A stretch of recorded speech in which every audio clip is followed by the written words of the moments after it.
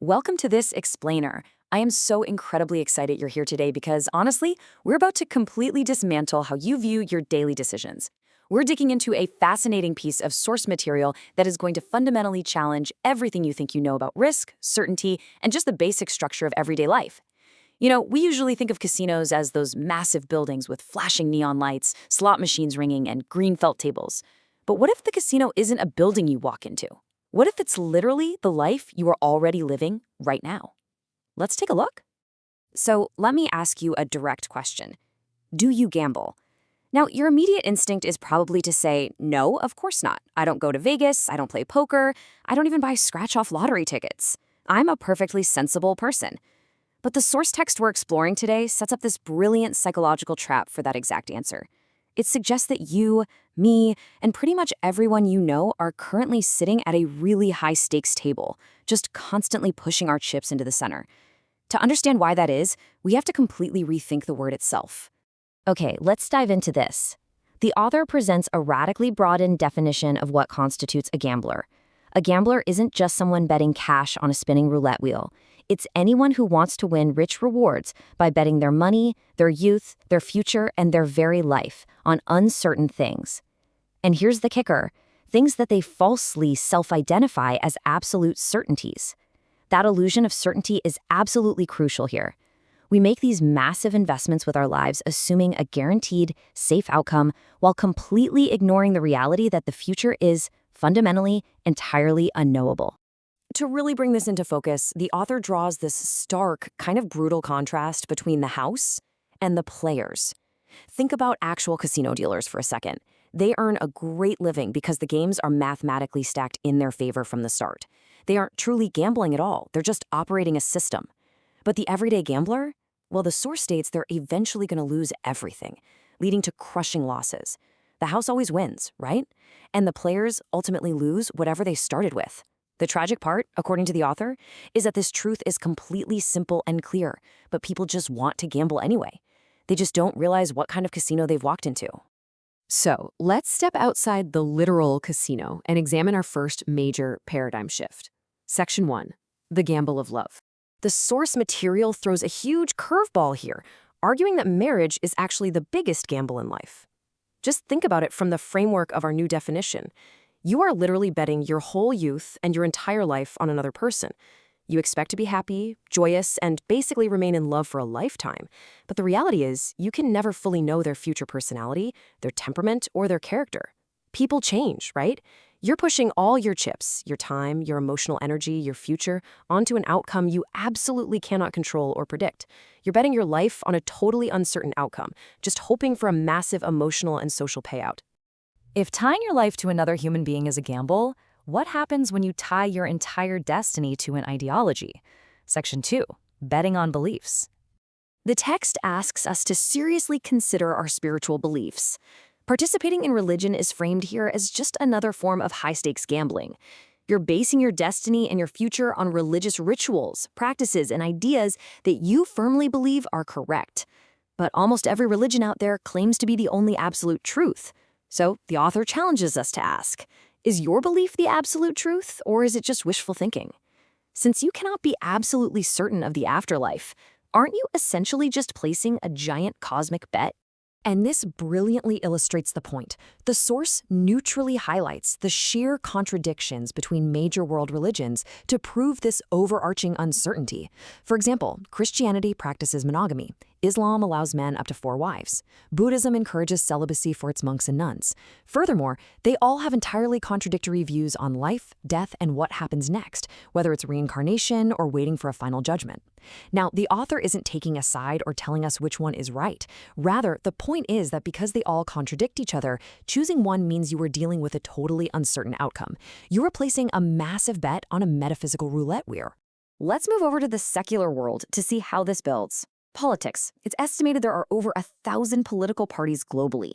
The source argues that joining any political party is the exact equivalent of walking through the doors of a casino. Why? Because political parties are basically just contenders fighting for power and interests. As long as you're participating in a competition where there are definitive winners and losers, well, you're gambling. You're investing your time, your personal identity, and your resources into a system of chance and competition. By this definition, hardcore partisans are really just gamblers wearing different colored suits. All right, now we move into a rapid-fire interrogation of daily life. Section 3, the illusion of security. Let's look at having children. Society constantly tells us that having kids is the safe, responsible, normal thing to do. But the author seriously questions this certainty.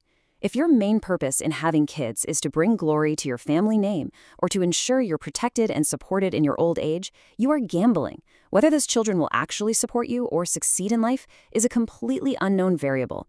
You are pouring your sweat, your blood, and your deepest hopes into a highly questionable future. It's a massive, lifelong investment with an entirely unwritten return. And what about your social network?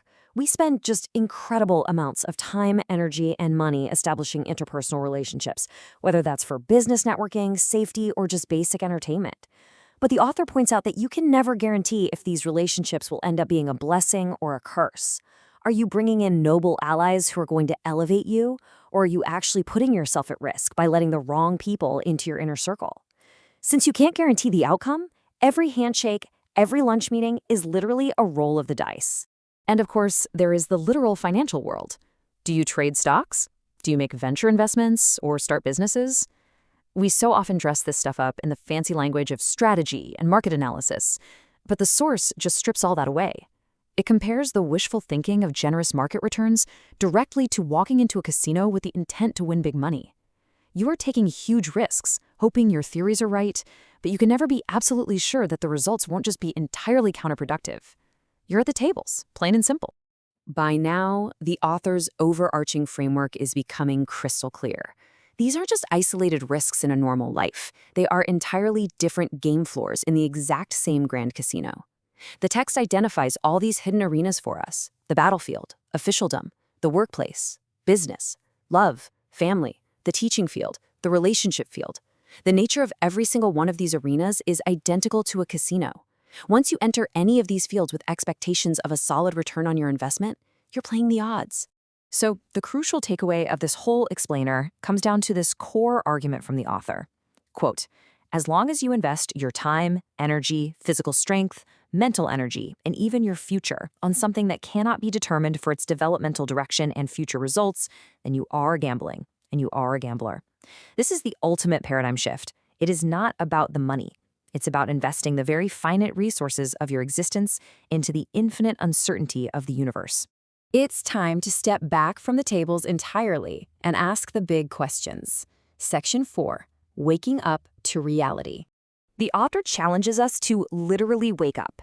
If every institution, every relationship, every belief system is ultimately a gamble, you have to stop and ask yourself, what on earth are you actually here for? Were you born into this human experience simply to play a huge lifelong game of chance? Are you just blindly pulling the lever day after day, hoping for a jackpot of happiness that is absolutely never guaranteed? But, the author makes a really surprising concession right here.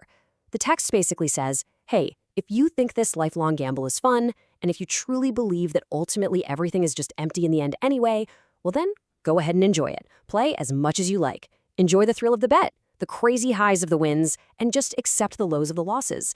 If life is a meaningless casino, you might as well have fun at the tables while your chips last. However, the author leaves us with this final, incredibly provocative thought. What if the universe isn't just a meaningless game of chance? The text ends with this massive cliffhanger. If you know that emptiness is not empty, then you had better think deeply about life. Because if there is a deeper meaning, a higher truth beyond the rolling of the dice and the accumulation of earthly chips, then we desperately need to profoundly reevaluate how we are spending our time, our youth, and our future.